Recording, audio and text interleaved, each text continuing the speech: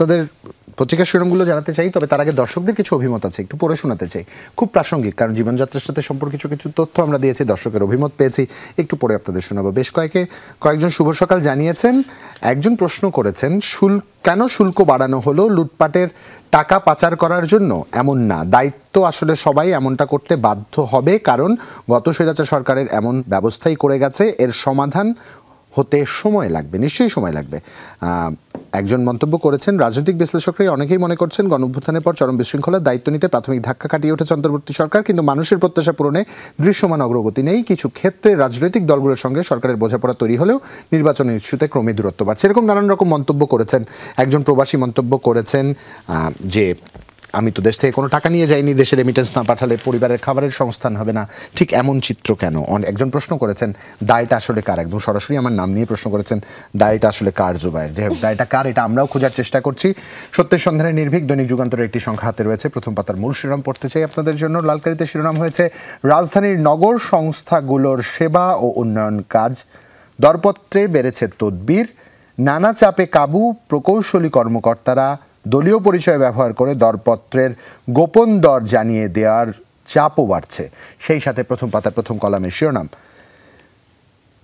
টিউলিপকে ক্ষমা চাইতে বললেন ডক্টর ইউনূস, সম্পদের তদন্ত হওয়া উচিত। ডক্টর মোহাম্মদ ইউনূসের একটি ছবি দেখতে পাচ্ছি, বিস্তারিত পড়ে নিতে পারেন। নিচেই স্বরাষ্ট্র উপদেষ্টার বরাদ দিয়ে একটি প্রতিবেদন দেখতে পাচ্ছি, তার ছবিও ছাপা হয়েছে। সংবাদ সম্মেলনের এক অংশে সাংবাদিকদের সাথে মূলত কথা বলার রোববার তিনি কথা বলেছেন, সেই সময়কার একটি ছবি। তার নিচে শিরোনাম হয়েছে, সীমান্তে বেড়া নির্মাণ বন্ধে বাধ্য হয়েছে ভারত, সীমান্ত পরিস্থিতি নিয়ে স্বরাষ্ট্র উপদেষ্টা বক্তব্য এখানে ছাপা আছে, বিস্তারিত পড়ে দেখতে পারেন। সেই সাথে প্রথম পাতায় বক্স করে দৃষ্টি আকর্ষণের চেষ্টা, পূর্বাচলে 60 কাঠার প্লট বরাদ্দ, হাসিনা পুতুল সহ 16 জনের বিরুদ্ধে দুর্নীতির মামলা, শেখ রেহানা জয় ও ববি সহ অন্যদের প্লট বাগিয়ে নেওয়ার অভিযোগে মামলার প্রস্তুতি চূড়ান্ত।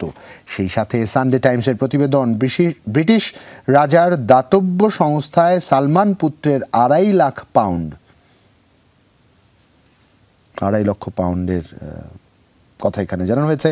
ব্যবসা বাণিজ্য টিকিয়ে রাখাই কঠিন, গভর্নরের সঙ্গে বৈঠকে ব্যবসায়ী নেতারা, সবকিছুর দাম একসঙ্গে বাড়ানোর প্রভাব, ভ্যাট আরোপ ও গ্যাসের দাম বাড়ানোর সিদ্ধান্ত প্রত্যাহারের দাবি, খেলাপি ঋণের নতুন সংজ্ঞা বাস্তবায়নে 1 বছর পিছিয়ে দিতে হবে, গ্যাসের অস্বাভাবিক মূল্য বৃদ্ধির পরিকল্পনা আত্মঘাতী, IMF এর বরাদ দিয়ে এটি ছাপা হয়েছে।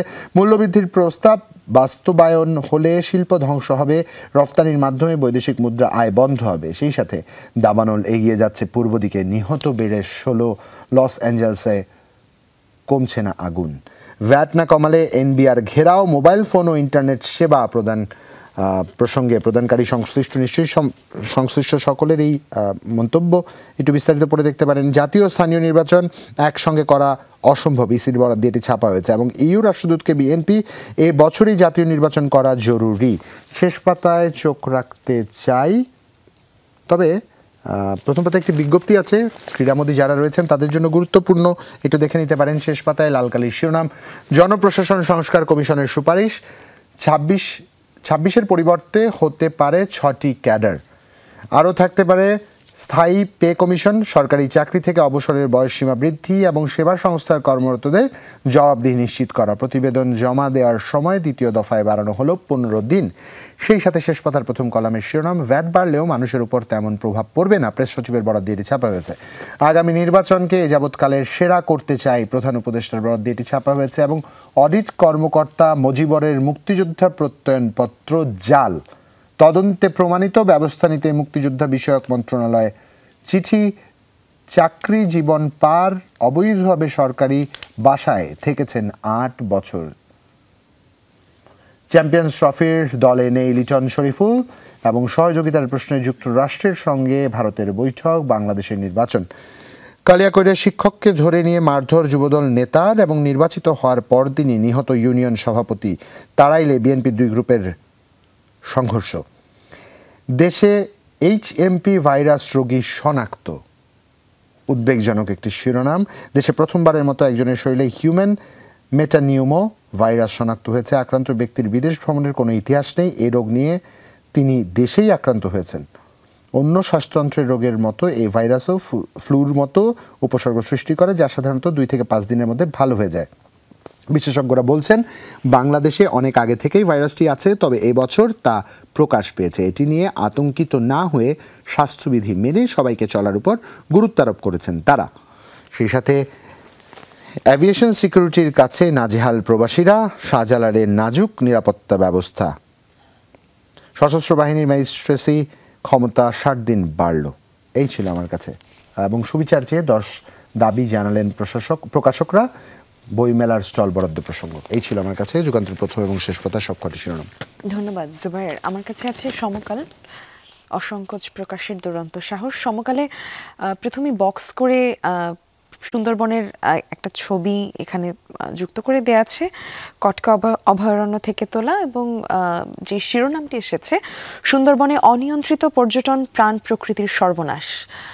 যেই বিষয়গুলোকে আলাদা করে উল্লেখ করে দেয়া আছে, 25 বছরে পর্যটক বেড়েছে 4 গুণ, 6 বছরে নৌযান দ্বিগুণ, বিনিয়োগ বেড়েছে 300 কোটি টাকা। অভয়ারণ্যে দৈনিক গড়ে অবস্থান করে 30টি নৌযান, এবং জীববৈচিত্র্যের উপর এতে বাড়তি একটা চাপ পড়ছে সে বিষয়টাই বলা হয়েছে। এবং সেই সাথে এখানে খুলনা অঞ্চলের যে বন সংরক্ষক মিহির কুমার দো তার এবং আরও বেশ কয়েকজনের মতামত উল্লেখ করে দেওয়া আছে। আমি তার মতামতটি পড়ে শোনাচ্ছি। অচিরেই নৌযান ও পর্যটকের সংখ্যা নির্ধারণ করে দেওয়া হবে, তখন চাপ কমবে। এবং সেই সাথে আছে একেবারে বাম দিকের কলামেই প্রধান উপদেষ্টা বললেন, আগামী নির্বাচনকে সেরা ও ঐতিহাসিক করতে চাই।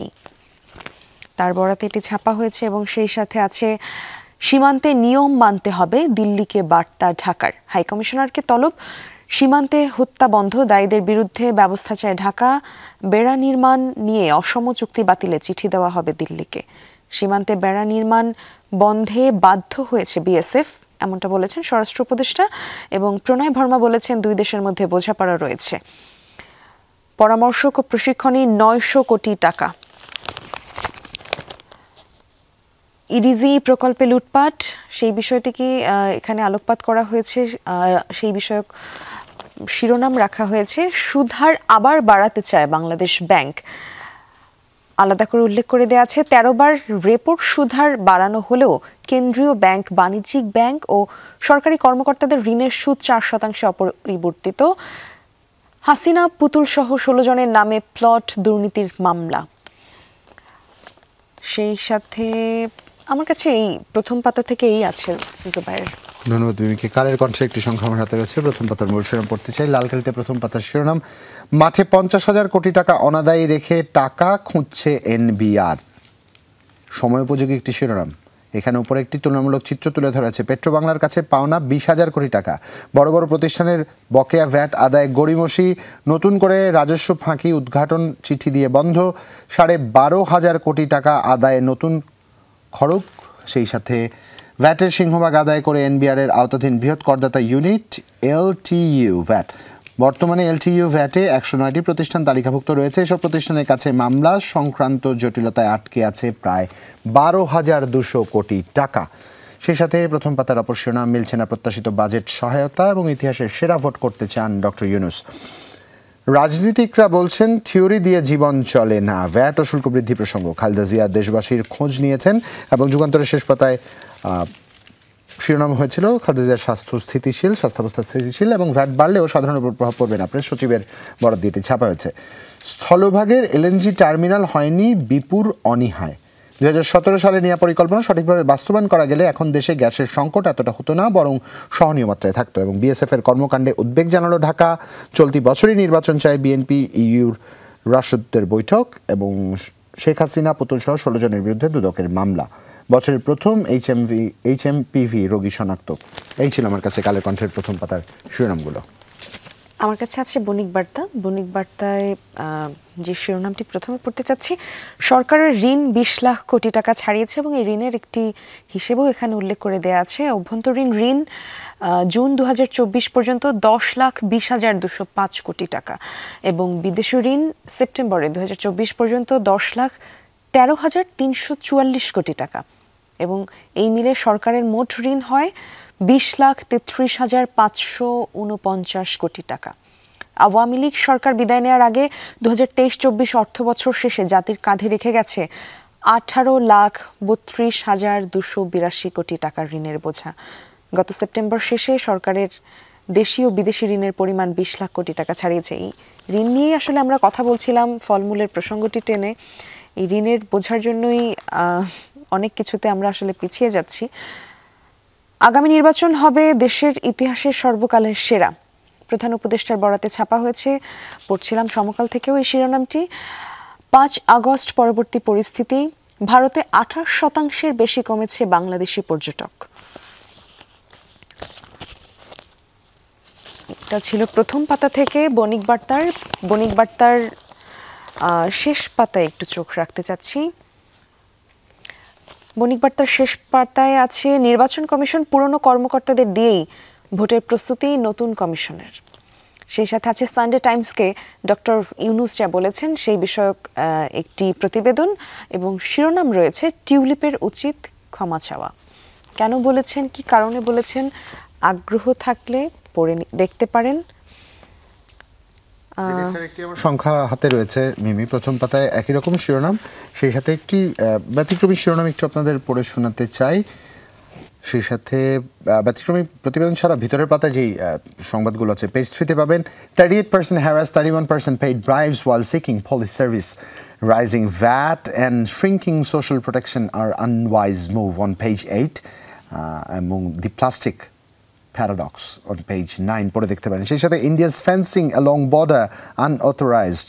Such activities will hurt bilateral ties, says Foreign Secretary. সেই সাথে top criminals on extortion spree পড়ে দেখতে পারেন। Imam among 10 sued for attempt murder, attack on traders.